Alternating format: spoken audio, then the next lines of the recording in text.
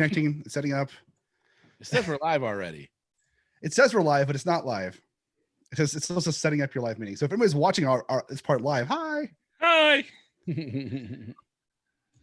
All right, and now we're live. Okay, so the order. Sins of the Republic of Spoilerverse. Welcome back to the first extravaganza of Shootin' the Sith and Spoiler Country. There we go. I like that. An I intro. like that. That was good. That was rock fucking solid, dude. We are set. It's May the 4th. It's time to bow down to your Jedi masters. And what's going on, everybody? Right now, I'm tweeting out letting everybody else know that we're live so they can come join us because this is awesome. I threw it in the Spoilerverse group. I tweeted it out. We're good. Yeah. You're good. But can we tell how many people are watching here within Zoom? Nope. We have to watch. I'm watching on YouTube so I can see people join. Oh, You being all smart. yeah. Yep. There's only one, and it's just John watching. It's just me. Hi, John. Hi, guys. How's it going? Pretty good. Hey, we're here today, though, because we wanted to celebrate Star Wars and all the shit that it has entailed throughout what? We're looking at 40 years, 45 years of Star Wars right now. It's 43. Yeah. So much. Yeah. So it's much. a lot. It's a lot. There's a lot of mythos, a lot of books, a lot of comic books, some of it in canon, some of it has there's a lot of fans pissed off that they basically jettisoned some of those books that were considered canon under Lucas and then gone once it went to Disney. So it's an interesting ride. It is. Yeah. It is. And what a better way for us to have this conversation today than bring on our very own Spoilerverse member, Robert, from Shootin' the Sith. Our local Star Wars expert. Yeah. Local as in That's me. across the country from us, but local to the verse. How's it going, everybody? Yeah. I'm happy to be here. So let's talk Star Wars. Let's do it. Let's do. Let's do. Well, let's So- actually talk about the first thing I brought up, which was the books. A lot of people got pissed off that when what's his name that directed the first Disney produced movie, JJ Abrams. J.J. Abrams, they basically said, hey, all these books are done, they're not canon. I mean, you can't blame that on JJ. No. I'm just But- but he is the face, so You're right. And well, no, Kathleen Kennedy has kind of become the face of what Star Wars is. I mean, everybody rags on her, saying that she's the fault for any of the bad things that have happened since Disney took over. But in the grand scheme of things, I mean, Lucasfilm has a story group. They have a division within Lucasfilm that focuses on everything Star Wars. They felt that the best idea to move forward was to get rid of all of the EU, the expanded universe. They did that because they thought, hey, this will give us more opportunity to tell more and different stories. yeah, They weren't sitting there saying, stuff. yeah, they weren't sitting there saying that, oh, the EU is crap, but then they could also pull from it, which they have done multiple times. They brought Thrawn into Rebels, and not everybody, but a large majority of the people love the Thrawn trilogy from the early 90s. So Right. I think that's what I was thinking about.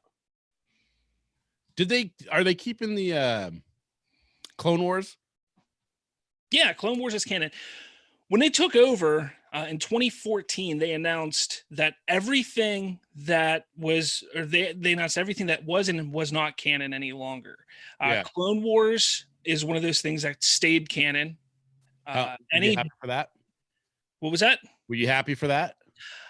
I was, but the big thing is I really wasn't into Clone Wars at the time. It wasn't until about 2013, 2014 where I actually got into the Clone Wars. I was one of those guys that just sat back and like, that's a cartoon. Yeah, I was a huge Star Wars fan from the time I was a child. A cartoon. I don't know if I can get into this. It's up there. He's back. But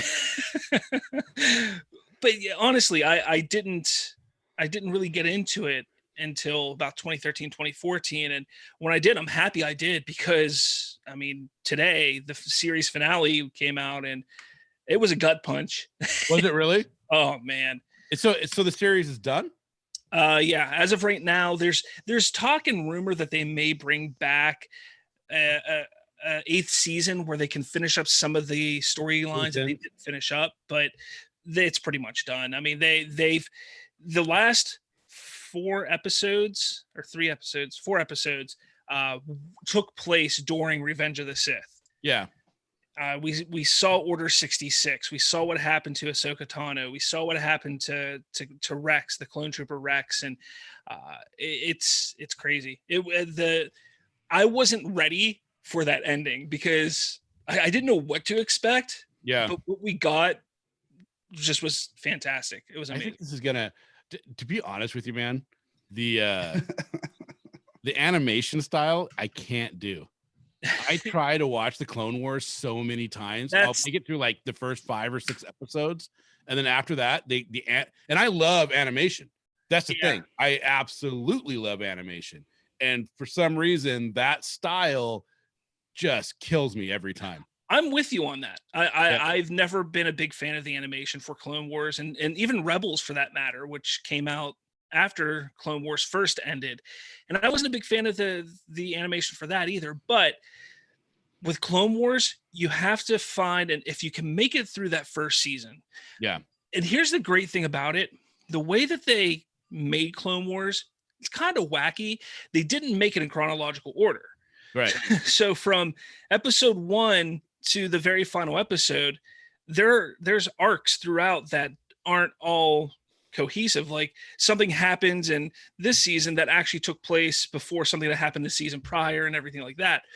So if you can find the right arcs to watch, which I recommend, I think it's the Sons of Dathomir, which is the Darth Maul arc. You have the Mortis arc, which is fantastic, and then the final arc, which is the Siege of Mandalore. Yeah, those 3 are probably my favorite 3 arcs from there, and that's a total of like maybe 10 to 15 episodes. No, they're amazing. They're absolutely. So you get lost in the storyline, and the animation kind of falls by the wayside for you. Pretty much. And don't get me wrong, there's a lot of filler. The thing about Dave Filoni, which I'm a huge Dave Filoni fan. Who's that? He is the mastermind essentially behind Clone Wars now. Now, he and George Lucas worked very closely together. George Lucas, now people need to remember, George Lucas was heavily involved with Clone Wars when it first started. He wasn't just sitting back and saying, here, go ahead and have fun, guys. No, he was heavily involved with this. He wanted it made for a number of years.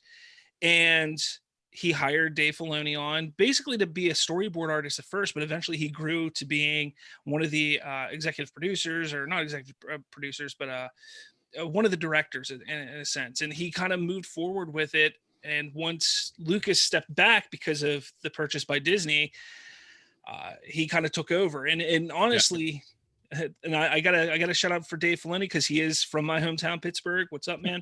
I have to do it. But I'm sure he's watching. Oh, absolutely. He's watching right now. Hey, man. Absolutely. But he's he did an amazing job, but he loves filler episodes. And it's the idea of you don't want to rush everything. You know, there's a lot of stories that you can tell within the Clone Wars. So why just focus on those big ones? Let's add some little things here and there. So I agree with him. That's pretty much how it is. And some of those filler episodes are really bad. Yeah. They really are. Some of them are kind of cool. Some of them are fun. There's but filler episodes, that's where your real character development tends to happen. You're right. Things that you wouldn't expect, or, you know, just overall building that character, creating fears, creating joy, creating funny moments, things that make up a character that you know, the 3 of us get to talk to each other every day. So we'll have these moments with each other that you don't see in a storyline unless you have those filler episodes out. Well, some of those filler episodes are the best episodes of the seasons too. In some shows, they're the most fun. Yeah, so there's a place for them for sure. I mean, you got to take a look at it this way. When Clone Wars came out, they introduced a new character, Ahsoka Tano. Okay. Nobody liked her. That movie in 2008 that came out, Star Wars: The Clone Wars, people hated that movie. Star Wars fans are like, why is this even released? And who's this Ahsoka Tano character? Nobody liked her. Jump 12 years. You know, that was 2008 that came out. It's now 2020. So you jump 12 years. She is now one of the most beloved characters in Star Wars. A lot of growth happened. You can't do that without filler episodes. No, not really. I mean, you can. I mean, you get a 2-hour movie and characters develop. But I was watching, for example, Black Panther today, right? was on in the background, and I started watching it, and I realized I don't remember the name of all the characters, so I'm going to preface it that right away. The one that wears the blue toga or wrap around his chest, and he commands all the rhinos, and he has his own thing. At the beginning of the movie, M'Baka, yeah, M'Baka. M'Baka is the tribal leader of another. You're not talking about M'Baka? No, of a neighboring nation. Well, that's the only one I know. Yeah. No, this is the guy that was in. Oh, you know what? He was the main guy in the Jordan Peele movie that came out that was a huge hit. Get Out? Yeah, Get Out. He was the main character in Get Out. And then his next movie was doing the Black Panther.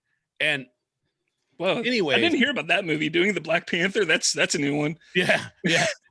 Sequel to Tiger King. It's awesome. Awesome. We're not going there. No, we're not going there.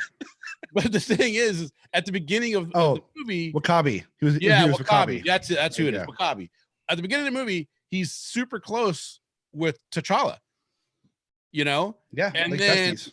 Killmonger comes, and then all of a sudden he's just turning his back on. There's not a lot of buildup on why he would turn his back on T'Challa and the whole thing that happens. And near the end of the movie, his wife, who is one of the bodyguards and general of T'Challa, he goes, would you kill me, my love? And she's like, for Wakanda, without a doubt. But there was no buildup on why he was there. There was no, and you can't always do that, even in a 2-hour movie. You just have to have faith that there's a backstory that you might not have known about. And that's kind of what they did. They could have mentioned like this guy had some issues with T'Challa, but they didn't even do that. By the way. Yeah. All of a sudden he just agreed with Killmonger over what T'Challa thought. You know what I mean? It was like, what? It was weird. And so that movie, I had one of those experiences with that movie where I went and saw it, loved it. Absolutely loved it.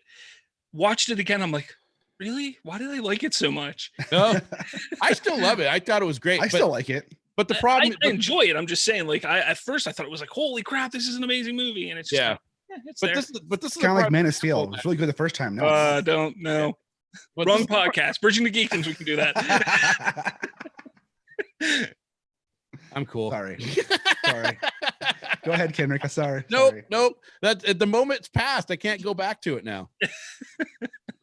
So let me ask you guys a question. A question. John, I'm going to start with you. What would you say is probably your most memorable Star Wars moment? Something that sticks out in your mind? Probably the first time I rewatched. So, little backstory to answer this question for you. I didn't watch Star Wars a lot as a kid. I was not a Star Wars fan. Like, I didn't care for Star Wars at all growing up. It was fine, but it wasn't like something I went and watched. Right? I watched Star Trek. I read comic books. I didn't watch Star Wars. When I was like 18 or 19, my buddy Nick moved in my house with me and became roommates. And he's like the biggest Star Wars fan. Thank you. The biggest Star Wars fan I've ever met in my life. And I say that because he made me sit down and rewatch the original trilogy with him. And as we're watching, I'm sitting next to him and he's mouthing and saying every line of all three movies. Like without fail, he knows all three movies. And I'm like, what the fuck, dude? And so for me, like what sits on my head for Star Wars is my buddy Nick. And I actually when I did a webcomic years and years ago, like the third or second strip I did was literally making fun of Star Wars, as it's the character based on me didn't know anything about Star Wars. And I got forced to rewatch Star Wars, which was actually what happened, because when Nick found out that I hadn't seen Star Wars since I was 8, he was like, no, we're watching it tonight. And we sat and watched all three of them that night. And it was a lot of fun, but it was like, and that's kind of made me want to watch the prequels, and they came out and watch the new ones and stuff. But before that, I was like, I didn't care about Star Wars. Did you like the sequels or the prequels? At the time, yeah. At the time, what changed? Nothing. I don't know. I haven't watched the prequels in years. I don't know. Yeah. I remember liking them, but everybody makes fun of them. So it gets so easy to make fun of them. And it's like, oh, fuck them. They're terrible. But I don't know, because I haven't watched episode 1 probably in 10, 15 years. Yeah, I think people who don't like the prequels tend to be people my age. Because for my experience, I was at a 5th grade or 6th grade party. Right. And my dad came and got me early. Right. And I was so mad because I had to leave the birthday party because it was my buddy's birthday. And I was so mad I had to leave this party. You know what I mean? Because, you're 5 years old. You love being at birthday parties, I didn't get to have cake or nothing. But then he took the whole family to see Empire Strikes Back when it released. We saw it opening day, you know, and I just remember sitting in it. Both my sisters, my brother, my mom, my dad, all of us. So 4 kids and the adults were all at this movie. And I'll never forget the scene when they take Vader's hat, you know, his helmet off, and he's getting recalibrated, I guess. And that's the scene that stuck with me as we left. You know, it wasn't the scene where Luke loses his arm or anything like that. It was that scene that stuck with me. And then, you know, fast forward years later, I went and watched the prequels, and I didn't like them as they came out. I was like, these are terrible. I don't know what this guy was thinking. But in my head, I knew, I'm like, well, first of all, when I watched the trilogy the first time, I was, you know, Return of the Jedi came out in 82. So I was 8, you know, and I watched it in the theater like 3 or 4 times. I loved it. I remember watching the Ewok movie on ABC when it came out. I loved it, you know, but I was of the age. You know, all those Kenner toys were built for me. You know what I mean? My age group. So I romanticized all that and loved it. And when I went and saw the prequels, I realized I was in my late 20s then. And I was already like, okay, I'm already too old for this. And at least I had the forethought when I watched it. I didn't like it. I didn't talk shit about it to kids because for them, it was a different experience. Those movies weren't meant for me. They were made for me in the fact that I watched the first trilogy, and everybody wants it to be the same feelings they got when they watched the first time, but that's impossible. It's impossible for George Lucas to do that. What he can do is think of the target audience he did in 1977 for Star Wars, Empire, and Return, and try to build that for them then. And that's what he did. And so it's like when people talk shit about those prequels, most of the time, I feel like they were probably already past the age that those movies were meant for, but they wanted it to be for them. I mean, believe it or not, I was 13 when episode 1 came out. Loved it. First time I saw it, I loved it. I don't believe you were 13. That's a lie. You weren't 13. When episode 2 came out, you know, I was 16, and then I was 19 when episode 3 came out. Yeah. I loved all 3 of them. It was later as I you know, got older, and obviously the internet played a big role in this. Just realizing and understanding how bad episode 1 actually is. But it's weird because there's now this generation, and my co-host on Bridging to Geekdom is Colton Bird is one of them. They have this love for the Phantom Menace that is really bizarre and weird because he was way younger. They love it. Exactly. Yeah. And these really young kids, these kids that were like 8, 9 years old, even younger, love Jar Jar Binks at 6. Yeah. I mean, dude, he's a kid character, man. He's like, he belongs in Sesame Street. Who wouldn't love that? But some people gonna die. You know, it's really bizarre how they've gotten into, or they've not gotten into, but they've now shown their love and brought that movie back essentially. But it's also kind of easy because of the toxicity that's surrounding the sequel trilogy today. Yeah. So bringing the prequels and back is kind of the only thing. I look at it this way. I'm a huge Metallica fan. Okay. I didn't get into Metallica till much later in life, but to me, when I started getting into them, my friends were like, all right, you're going to start from the beginning. You know, here's Kill 'Em All, here's Injustice, you know, like all that stuff. You know, Master of Puppets, everything. Those are my favorites. You get, you get to Metallica, the Black Album as it's called, or called as it's known. You get to that, and it's really good, but you can tell they're starting to change tonally. Well, Bob Rock took over as producer, and it changed everything. Exactly. Yeah. You get to Load and Reload, and you're like, yeah. But then, more pop.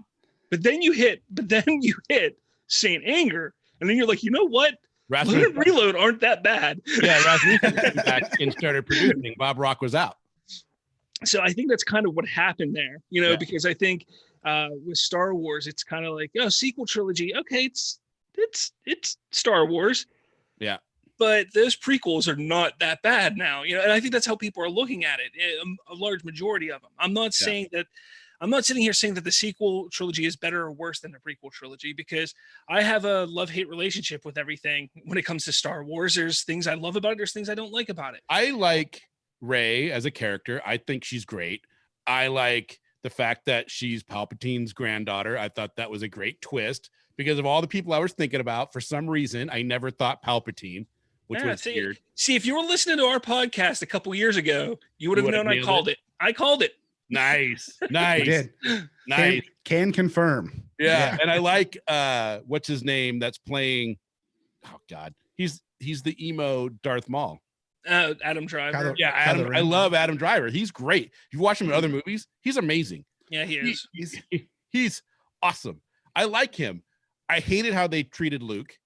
I didn't like the treatment that he got and the way I don't like how they killed him. Didn't make any sense. You know, at least with Yoda, his training was near completion. It was like a big moment of him being there and nursing Yoda as he passes on. It wasn't just I mean, he's like meditating and then dies. It's like, wait, what? I mean, at least give me the Obi-Wan. I mean, come on. I mean, it was a little more than just meditating, but yeah, but you get what I'm saying. I get what you're saying. Yeah. Yeah. I mean, I was disappointed. Talk about the prequels and the sequels. Like, okay, so I was 17 when the episode 1 came out, and I remember going and seeing it. And like I said, I wasn't a huge Star Wars fan, right? But I must have been in high school, so because I was 17, because it came out in 99. And we sat and rewatched it probably right before that. So I was probably 17 when the whole rewatch story happened. I was 25. And I remember going and seeing it when it came out. And I don't remember anybody I knew talking shit about it. Everybody I knew loved it. Yeah. Everybody I knew thought it was really cool. They loved the pod racing. They didn't like Jar Jar Binks, but they loved the special effects were super cool. They liked all this stuff about it. You know, everybody was jazzed. I mean, I saw it 3 times in theater with my buddy Nick and stuff. I saw it once here. I saw it once in Pittsburgh. And I saw it once back in Seattle. And you saw it in Pittsburgh. I did see it in Pittsburgh. Might have been in that theater with you. Unlikely, but maybe. Yeah. I mean, I went and saw Tarzan and that movie the same day. Ew, weird. In Pittsburgh. But so I mean, everybody loved it. And then, combo. You talk about kids from that day, like Colton, romanticizing the prequel trilogy. I got a son who's 14, Jacob, who's super into Star Wars.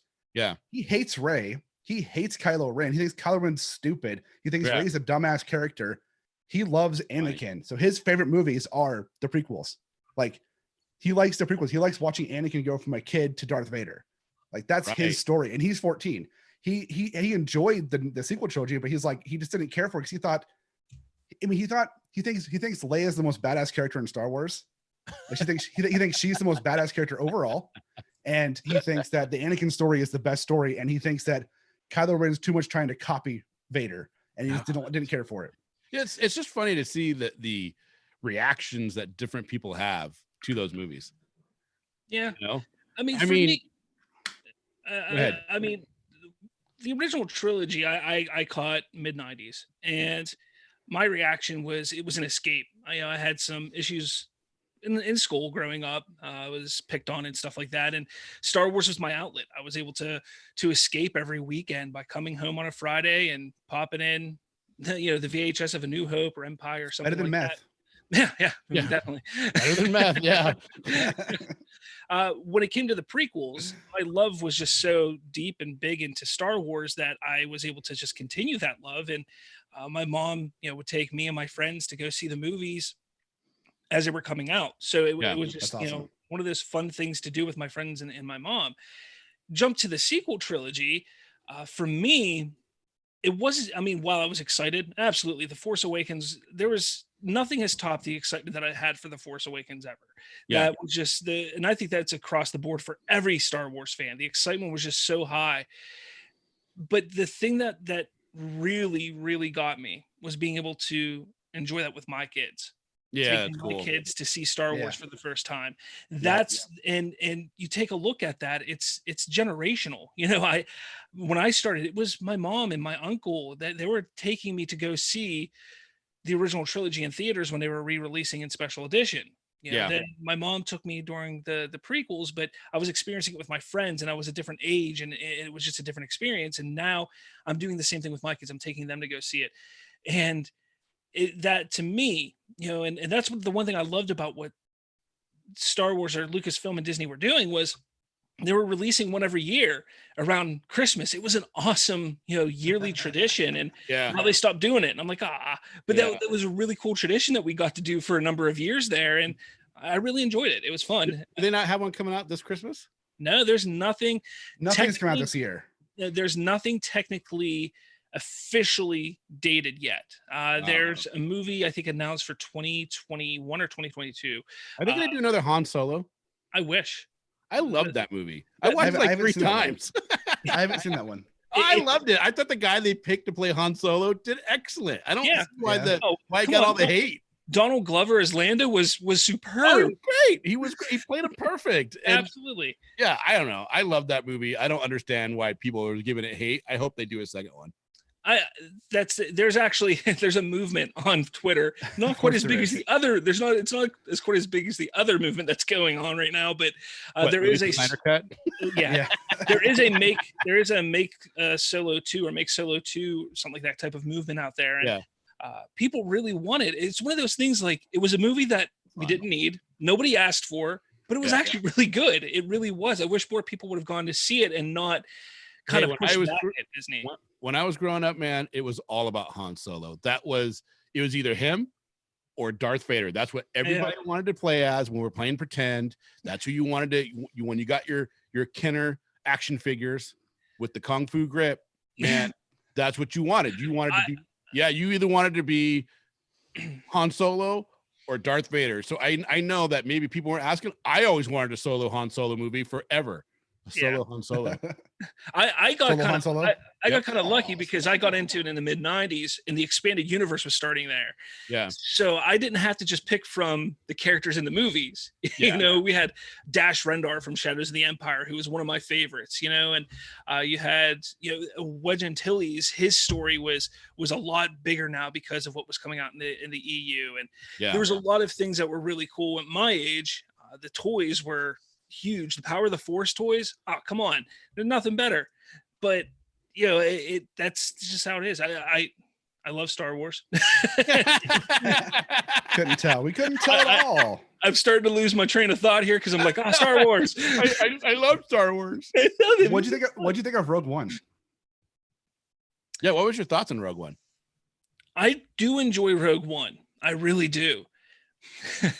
You guys are gonna laugh at me or hate me for that. I want the Gareth Edwards version of that movie. Who's Gareth Edwards? Of course you do. Who's Gareth Edwards? Is he the director? He is the one credited. Oh, he was the original director that they cut out, and Ron Howard came in and finished. No, that's Solo. Ron Howard is Solo. Oh, I can't remember his name. The guy who did the Jason Bourne film came in to finish Rogue One. I don't remember his name. Why did they get rid of him? They felt like it wasn't going in the direction that they wanted the Star Wars movie to go. I think they thought it was too much of a warsy film. Like it was too much war. That's the whole point of that thing. Yes, thank you. Tony Gilroy. Yeah. So he came in. Now, here's the thing though. Tony Gilroy is the one who shot the Darth Vader hallway scene, which is the greatest Darth Vader scene ever, maybe. Exactly. Oh my God, it's such a good scene. But you know what? That's similar to Superman 2. The Richard Donner got fired from Superman 2. Mm-hmm. And then I don't remember who brought it in, but the guy that came in and took over is the one that wrote the line, "Son of Jor-El, kneel before Zod." We wouldn't have that great line if that. I mean, it's unfortunate that some of those great moments can be left out if they would have stayed one direction or anything like that. Yeah, but when Richard Donner went back and recut the movie and they released the Donner cut, he left that in. Yeah, but the the entire third act of Rogue One was reshot and redone, and I just want to see that. Actually, because that beach scene could have been so much more. Yeah. I mean, it was Saving Private Star Wars ready to go, and that's they didn't do it. To see. And I'm not saying I really do enjoy the movie. I actually prefer Solo. I like Solo more than Rogue One, which people are going to be like, what? How? I like them about the same. I don't know. That Vader scene in Rogue One is so fucking badass. It's hard not to love it. But I mean, I could just turn on the movie, watch that scene, and then go watch all of Solo. Yeah. But I was kind of mad because I liked the girl. I liked her character. I liked the fact that her dad was a scientist for the Empire that was fighting against it within. You know what I mean? And he had this huge internal conflict with himself, creating the Death Star and doing that was such a great dynamic. Yeah. And I was really mad. I was really bummed that they killed her off, that they, you know what I mean? They destroyed the planet and they presumably all died. Spoilers. Sorry, John. Everybody dies at the end. Have you not seen it? I've seen Rogue One. I've seen okay. Solo. Oh, okay. Oh. Yeah, but But honestly, I didn't expect them all to die at the end when I saw the movie the first time. I was like, what the No, hell? I That knew didn't it make was coming. sense. I was like, it's coming. They're gonna kill them all. I know it. They're gonna kill them all, and this sucks because I'm really invested in these characters. And I love the android. I encourage you all to go find. There's somewhere out there. I can't remember where it is. The original idea for the characters wasn't to die on the planet. There was actually going to be like a chase at the end of them getting the plans and them dying in space somewhere. It's insane. Like you guys should definitely go and find it because it's interesting. It's cool that I mean, Disney doesn't always go that dark, especially on a Disney imprinted movie. Yeah, and the fact that they did it, I mean, I'll give hats off. They went there. And it's kind of funny that they kill them all, but don't want to have it more violent on the war scenes to get to that point. You know what I mean? It's a weird dichotomy, but at the same time, I was bumming. I really liked that girl as the character. I can't remember Jyn Erso. Yeah, Jane. I mean, she was just so good. And it was like, yeah, I like honestly, K2SO a lot. I wasn't a big fan of K2SO. I have a I suck. No droid has lived up to R2 and 3PO in Star Wars. they just haven't. So BB-8 was close. BB-8 was close.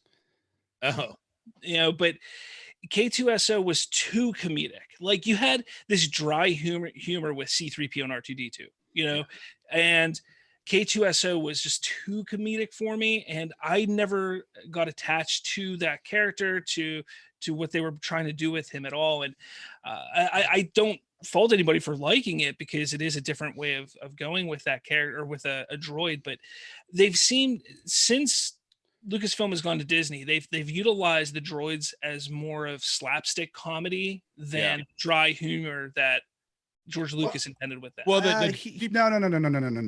He was using the droids as slapstick comedy in the prequel trilogy. The droids of prequel trilogy are very much slapstick. Okay. So he started that shit.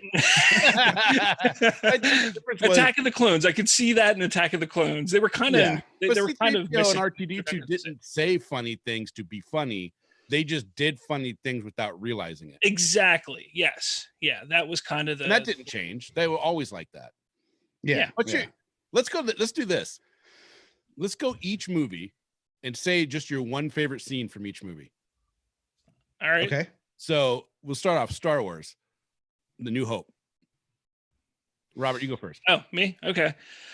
It's pretty simple. It's the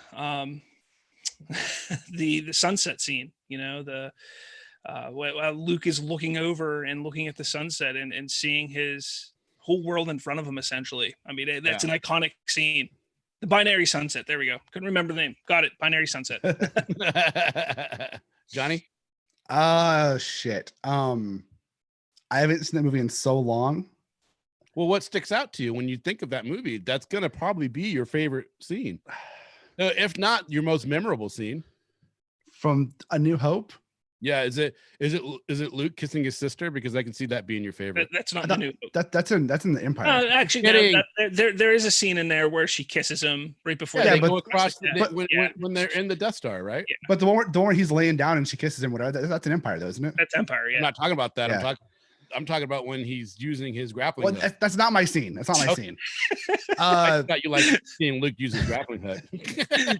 Yeah. No, I would have to probably. Shit, I don't know. I like the actually, you know what? I like the last scene, not the last scene, but the last space battle of the movie when they take out the Death Star. I like that. Oh yeah. When they're flying the TIE fighters and they're chasing X-Wings around. That's probably my favorite scene of that movie. My favorite scene in Star Wars: A New Hope is when C-3PO and R2D2 are trying to they're in the where are they at? They're in one of the little rooms and they're messing with the computer system, and you see a line of stormtroopers go through the doorway, and one of them hits their head on the doorstop. Dunk. They keep going, and it was a total mistake that George just missed and left in the movie. I love that scene because it just, I don't know. It's I like it when my sci-fi has a little bit of comedy, but it has a little bit of realism in the fact that that's how, that shit happens. And we all laugh. So I kind of like that scene. What about Empire? Yoda teaching Luke, raising the X-wing out of the water. To me, the first off, the music is incredible there. It's one of my favorite pieces. John Williams, man. Yeah, oh man, John Williams. It's one of my favorite pieces. But yeah, that's it for me. What about you, John?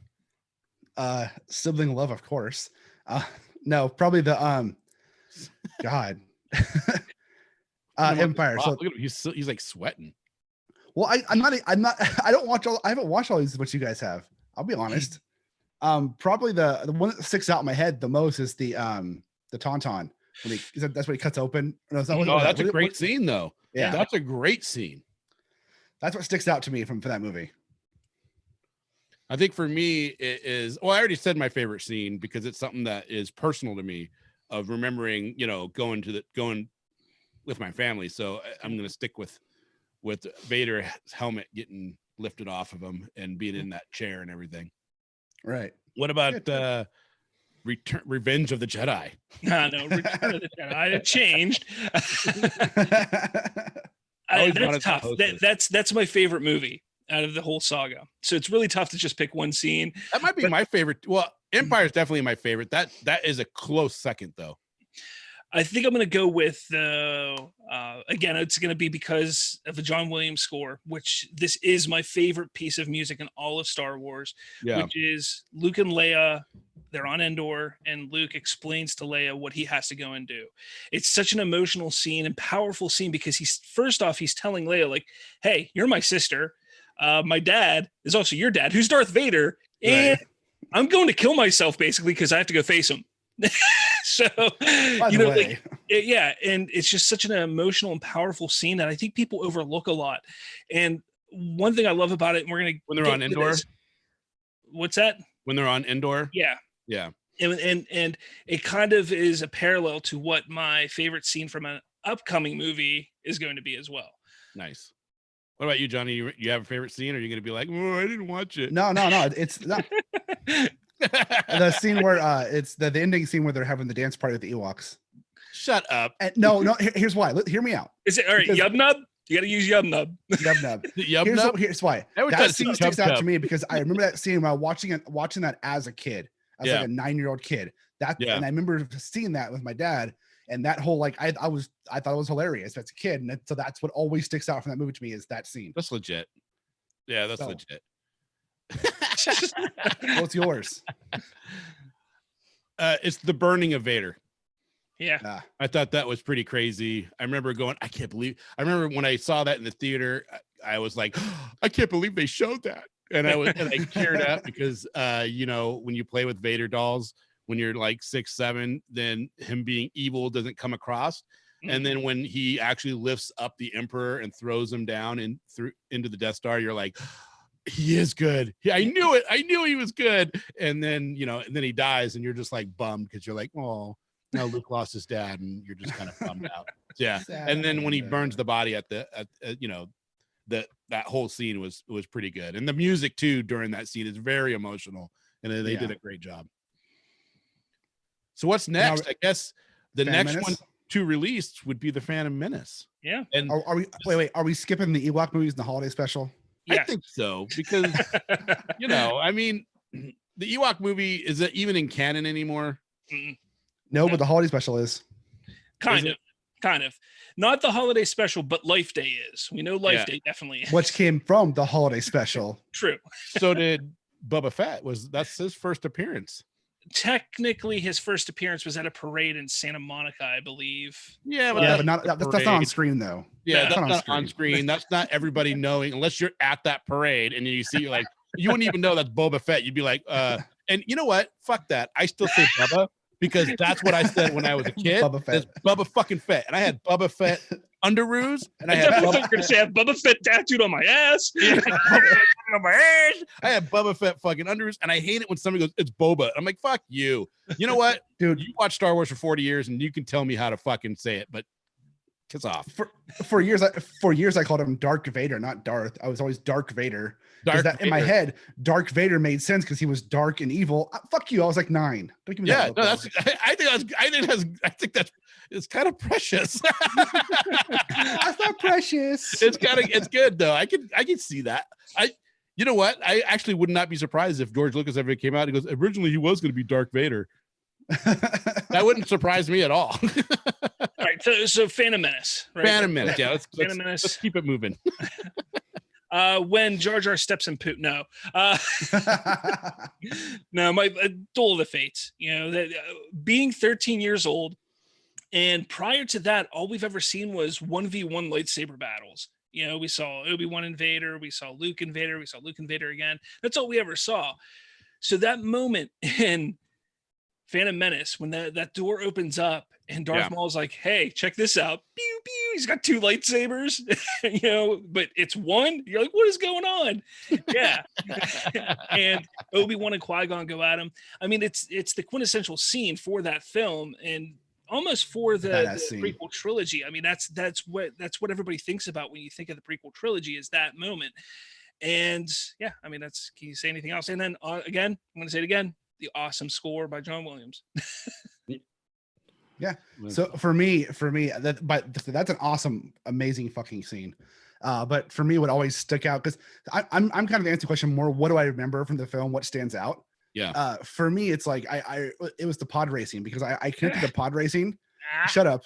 2, I played the N64 pod racing game a lot. That game was amazing. I hated the pod racing movie, but the game was amazing. So I played the game, and then I'd watch, I'd remind me of the scene in the movie. But the Darth Maul battle scene was fucking badass too. Yeah, that's cool. I think mine was just seeing C-3PO in a hump, and just like, you know what I mean, not put together yet. And you come in, you're like, oh my god, that's the beginning of C-3PO right there. I think that was kind of cool. That's what I remember all the time. Damn dog. There you go. Sorry. Yeah. So what's next? It's Attack of the Clones? No, right? No. It's Attack of the Clones. Is Attack of the Clones the second movie? Yes, it's the next one.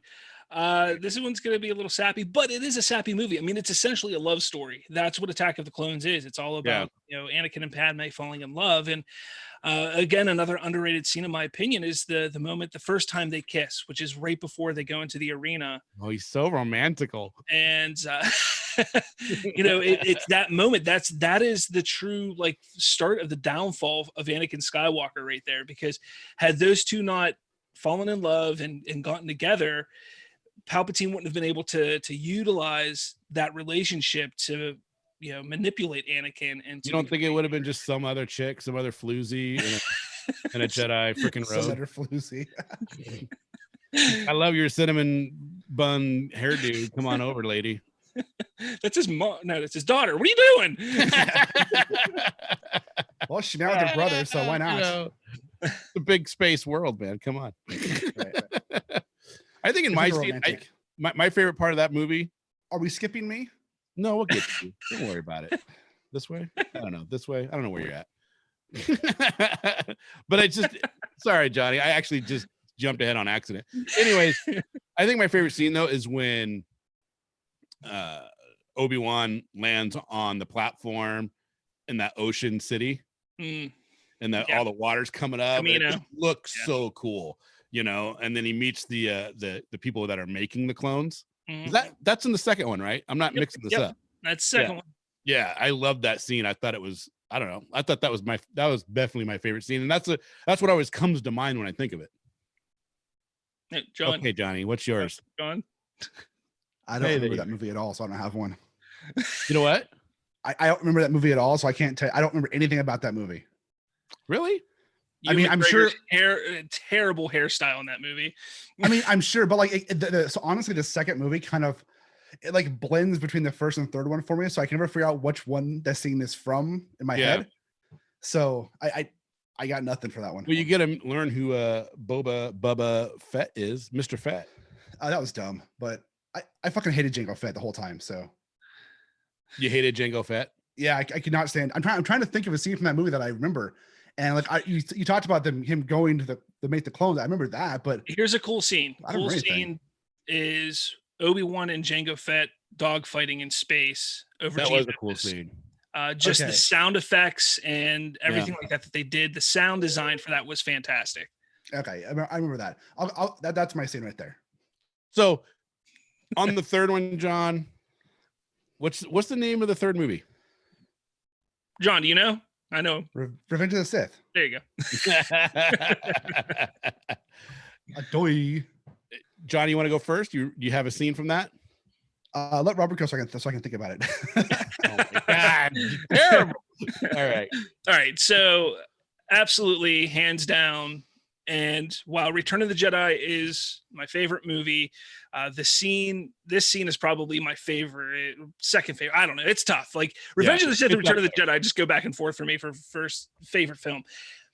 But the moment where Obi-Wan finally defeats Anakin's laying right at the side of the lava river, and Obi-Wan is he's laying everything out. He's like, "You were my brother, Anakin. I loved you." But you were the chosen one, Anakin. The hate that's flowing through Anakin at that moment. He's like, "I hate you," and it's just. Can I say something right there? I didn't understand where the hate from Anakin came from. Yeah, it never hit me. I never thought that they put the right things in place, because Obi-Wan only ever showed him love, compassion when everybody else was saying he's a bad seed, he's not going to work out, he's going to turn. Obi-Wan only ever showed him love and compassion. Think of it this way. Anakin's main drive was to protect his wife, to save Padme's life. That is why he was doing what he was doing. In that moment, Obi-Wan ruined that. In Anakin's eyes, Obi-Wan is the reason why Padme dies, because of him defeating Anakin and essentially killing Anakin. Like Obi-Wan thought at that moment that Anakin was going to be dead. Yeah. So you have to think like, but they don't say that. Well, like if you have that feeling, wouldn't you like shout that at the top of your lungs that you killed my fucking wife? It's your fault. Save Martha. All right. The people be freaking out. Save Martha. Like, right. But honestly, wouldn't you be like, the emotions that you would coming out of you? I don't know. I don't see it that way. I felt like they built this whole relationship up so long, you know what I mean? And then they had him to be such a sweet kid in the first one, and then go through all this training in the second one. And it was all love and compassion coming from Obi-Wan and training him.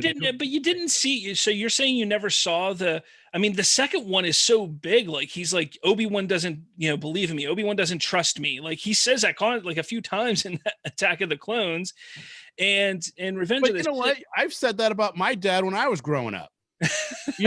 Kids say that shit. Teenagers say that stuff. And when they get older, that changes and they don't actually feel that way. There's only a couple years between Attack of the Clones and Revenge of the Sith, though. It's not like he's 10, 15 years older. He's literally like 2 I'm just saying, like, when I look at those three movies, that could have been that relationship should have been more tumultuous from the beginning.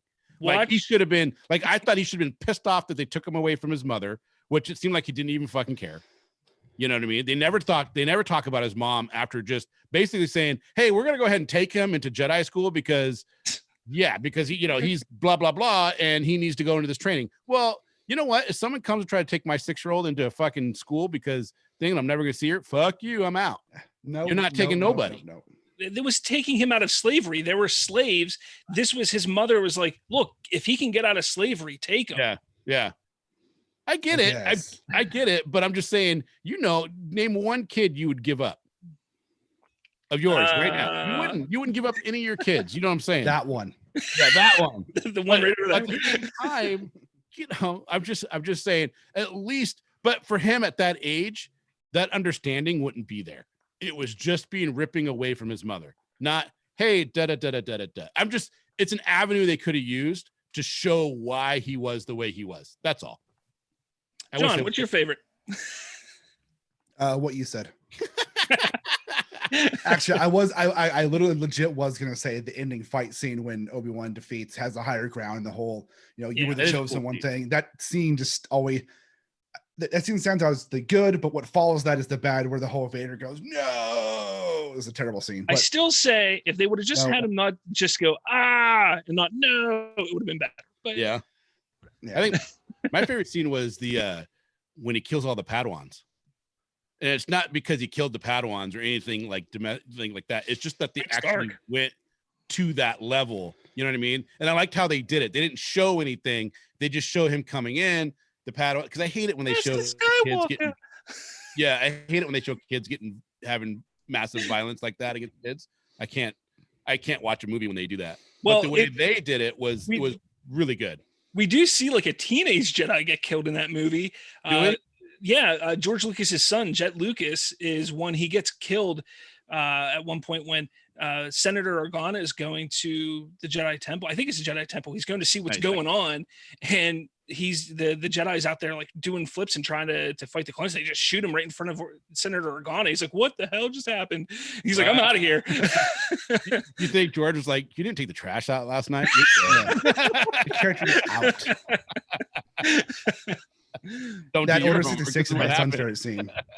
So we jump into the Force Awakens here. Force Awakens. Yeah, I guess we're jumping into The Force Awakens. I feel like that's the next one. I feel like I annoyed Robert when I was saying that. And you're like, okay, well, what's your favorite scene, John? Fuck you, Kenrick. I know, right? Sorry, I didn't mean to do that to you. Force Awakens. That's a tough one.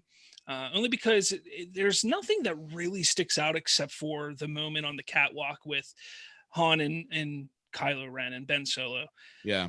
That's such an emotional and powerful scene, but it's not that exactly, because JJ found a way to utilize Chewbacca in a way that I never thought would be able to be utilized. And he does it twice in that trilogy, where when Han Solo dies, you feel it. Like when he stabs Han Solo, you're like, oh God, like that just happened. Hated that scene. But it's the moment that Chewie goes, "Roar!" Yeah. That's like perfect Chewie. Perfect Chewie. Thanks. Get him in costume. But when it's his roar, his cry that his best friend just died, that always got me while watching that movie. Like I wouldn't I'd tear up a little bit because Han just got stabbed, but then that Chewie screams. I'm like, no, not Han. Yeah, I didn't like that. I think that came from Harrison Ford, right? He wanted to have that death scene. Not that necessarily. I mean, Harrison Ford always wanted to be killed off during the original trilogy, only because he felt that was kind of the best way for the character arc to go, because of the kind of character he was. But George Lucas just didn't want to go that route, and what happened happened. So yeah, I mean, he came back in the third one, so yeah, he did. But Han Solo, yeah, he was in the dream sequence at the end with the the Force dream, yeah. Yeah, what was your Force favorite dream? It was a memory. He was talking. We'll get to that. It's a fucking Force dream. Shut the fuck up. My favorite scene in Force Awakens. So I really liked it's early in the movie too. It's kind of like when you first meet Rey and she's in that down Devastator or Death Star, not Death Star, but it's a Devastator, right? Or Star Destroyer. Star Destroyer. Thank you. I know why it's a Devastator, but she's like rappelling down, of course, right? But the whole just the magnitude of that scene, seeing it on that, that was my favorite. The whole meeting of Rey, like you learn about her and all that stuff she's doing with not even any talking. That whole when you meet BB-8, I don't know, like that whole first 30 minutes of the movie. You like that was your favorite? Yeah. I think mine's easy. When they show the Millennium Falcon and they started up all the feels of being a little kid and seeing that for the first time and seeing them go into hyperdrive and everything. That was it. I was like, holy shit. I think I even put that on Facebook when I got out of the movie. I was like, when you see the Millennium Falcon and they get in and they start it up, all the feels come back from that for some reason. For me, JJ Abrams hit every freaking mark on that scene that I'll never forget. Nice.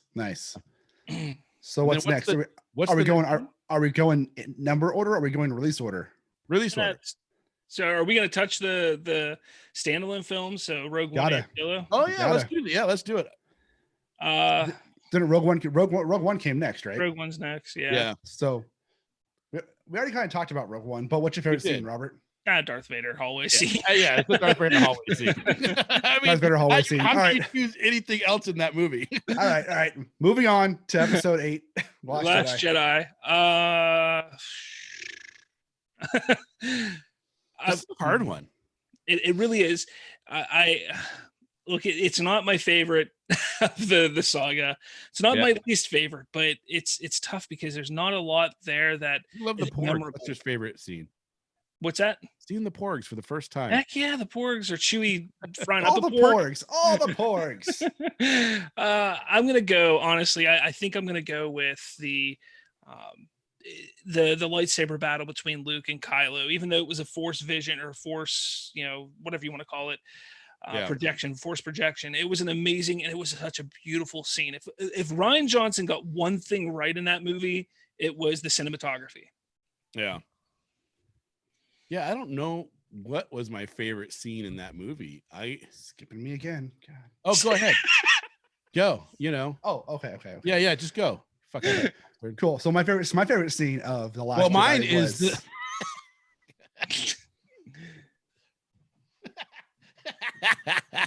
this is better. Just you and I, dude. All right. And that was John Horsley. You guys suck. You're so mean. As he closed the stream.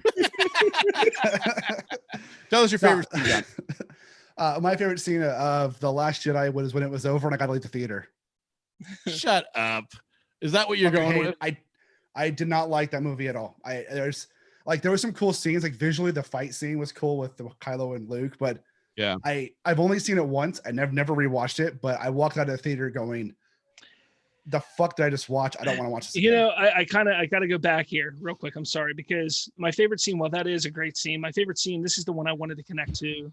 That was a great scene. John walking out of the movie theater at the end. I think so.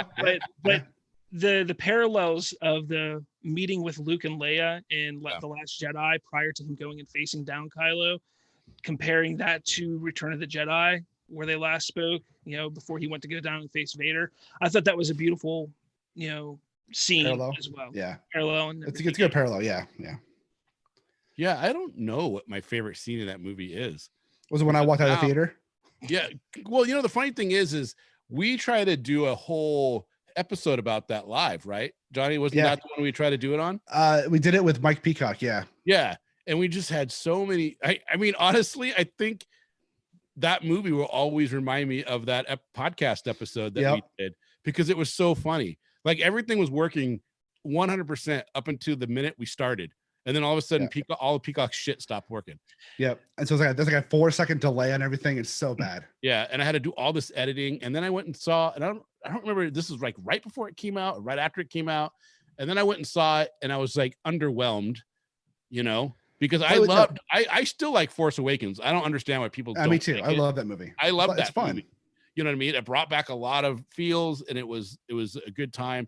I got to, I can't even 99% I can't even remember the title of the movie. Last Jedi. Yeah. No, that's not The Last Jedi, is it? The second one? Yeah. Or the eighth one? Yeah, it's The Last Jedi. Oh. God. I guess I kind of like the parallel of Rey going and finding Luke and starting. I kind of wish they would have done more of the training.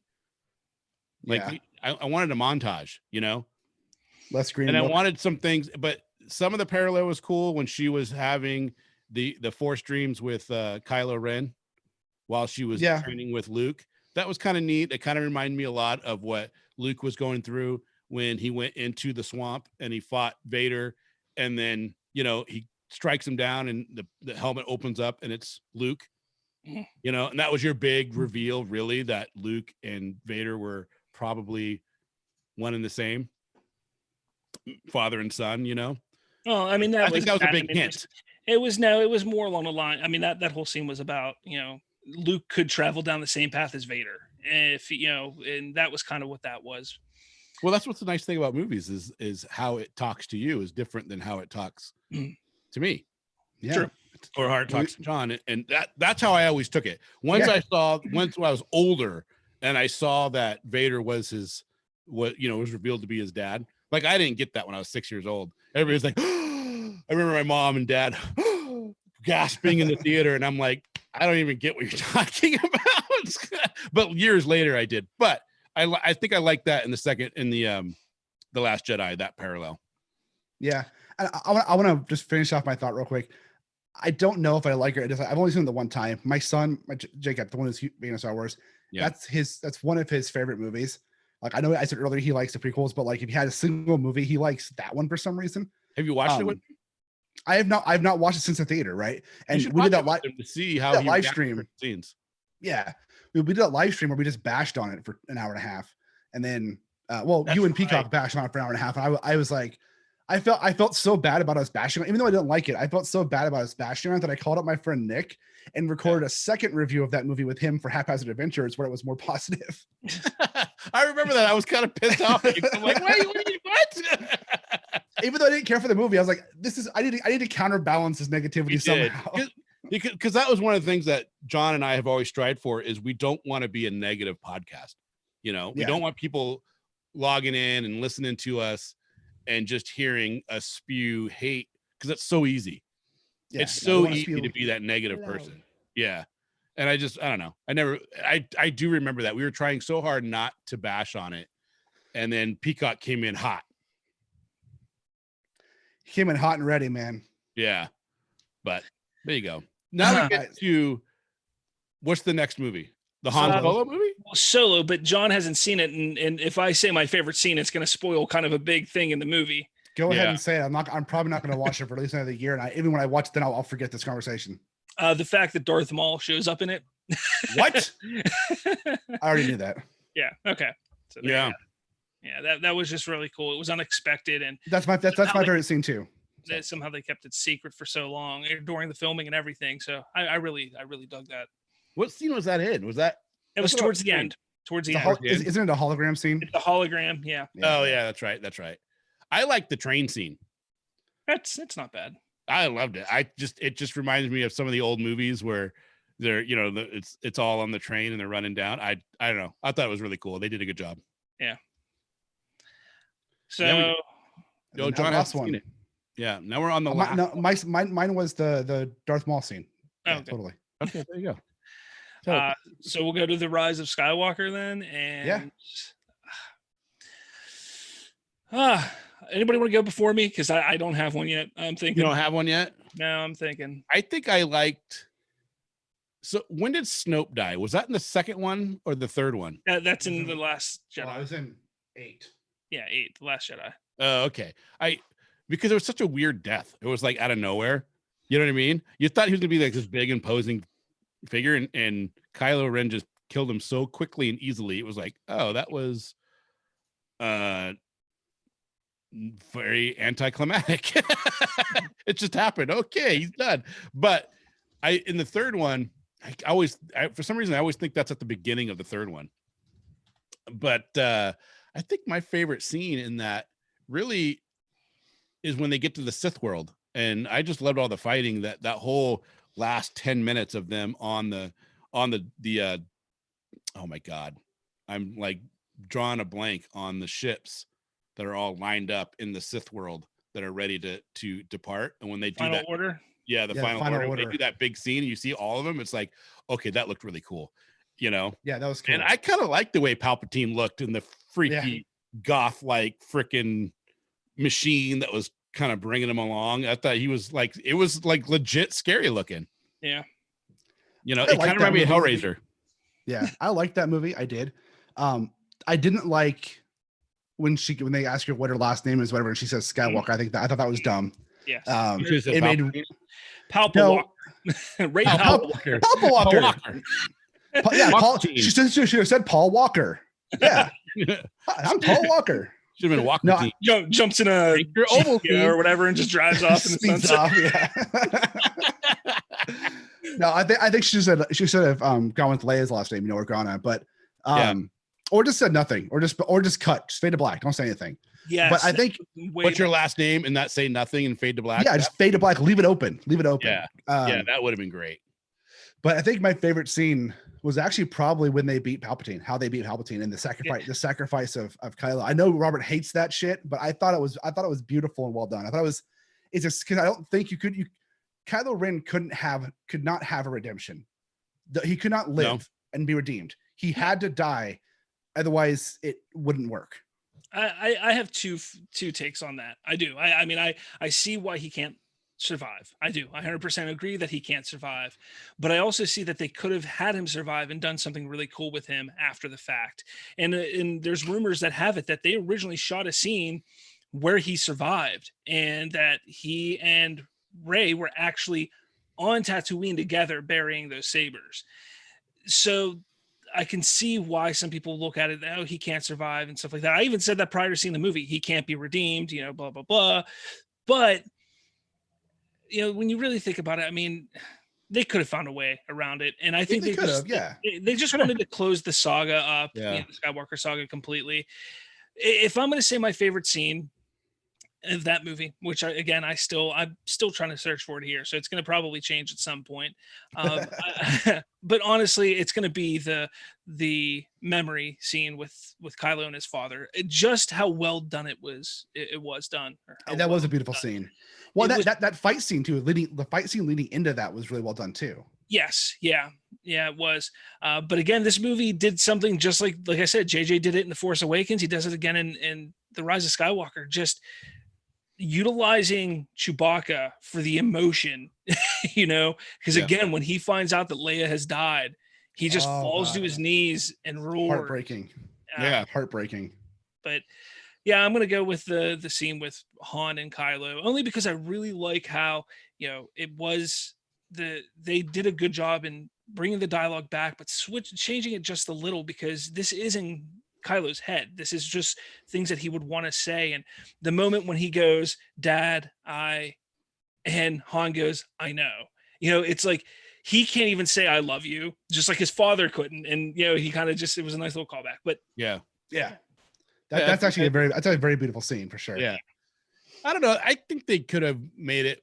I don't think he had to die. I felt like he just started to be redeemable. Mm-hmm. You know what I mean? He just started to have a heart, started to actually have some bravery, because he was kind of I kind of felt like he was a coward, and by going to the dark side, because it was easier, you know what I mean? And then seeing the coward's way out. Yeah, and seeing the effort and the level of dedication that Rey has, I think kind of starts to turn him in a lot of ways. And they could have another movie. They could have called it Redemption of the Sith, and had him go through and go through trials of redemption because of all the chaos that he caused. Here's the problem, and this is pretty much where I'm going to end it here with the sequel trilogy. Yeah. The Last Jedi works very well if you just change literally maybe 10 minutes of that movie. It works very well as the first part of a trilogy. The Force Awakens is the first part of a trilogy. So you never have a true middle of this trilogy. You don't.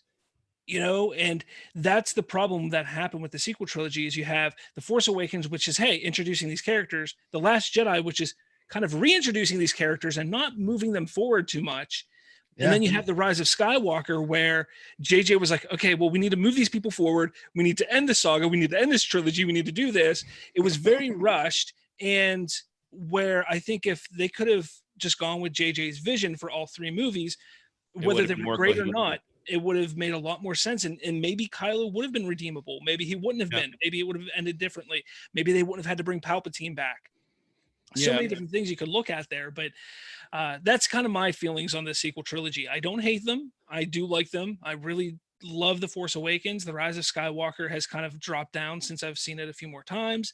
And The Last Jedi is definitely the last on my list for those films. But they're decent films. I mean, they're Star Wars. I'm not going to be one of those people that are like, they're not canon. No, they're canon. That's what they are. It is what it is. You don't have a choice in what is not canon. Sorry. Not to you. You can have your own head canon, but it's still canon. I have a lot of the same feelings that you have. I think it felt like from script to script, that there's too many. It wasn't written all at once, you know. And I felt like you probably should have had that whole thing written at once. And if you're going to change directors, then you should still have the same producers, the same writers, the same, you know what I mean? A lot of the things should be the same. Like when you look at the first trilogy, Star Wars, Empire, George Lucas is a genius, but he's not the best director. And the director that did Empire, and his name slips my mind right now, was amazing. That's Yeah. why that movie to me is probably out of all of them still the best one. Yeah, it's still the most complete. It's still has the most heart. You know what I mean? You have the most feelings out of it, and you leave the theater feeling like everything is just not gonna be good for these guys. You know what I mean? It moved the story along, I think, better than any other middle movie, obviously. Name another middle out of the 3 trilogies that is better, that moves it better than Empire. None of them do. There isn't one. Yeah. And name another movie that has the ramifications that Empire has given us. Fantastic Four 2. Amazing. I'm just kidding. Yeah. But you know, when you quote Star Wars, 99% of the time you're quoting something from Empire. You know, I love you. I know. You know, even though everybody says it wrong, and John can correct me because he's corrected me a million times, but you know, I'm your father. You know, I am your father. But yeah. but that whole thing, you know what I'm saying? If you think about it, that is probably the most quoted movie out of all 9 main movies. And it just keeps, I don't know. I don't think they've been able to replicate that one yet. But I think they could have with these 3 if they would have had a little bit more cohesiveness. Look, I definitely want to get on again because I think they had a missed opportunity in the prequels and they had a missed opportunity in the sequels to have that "I am your father" moment.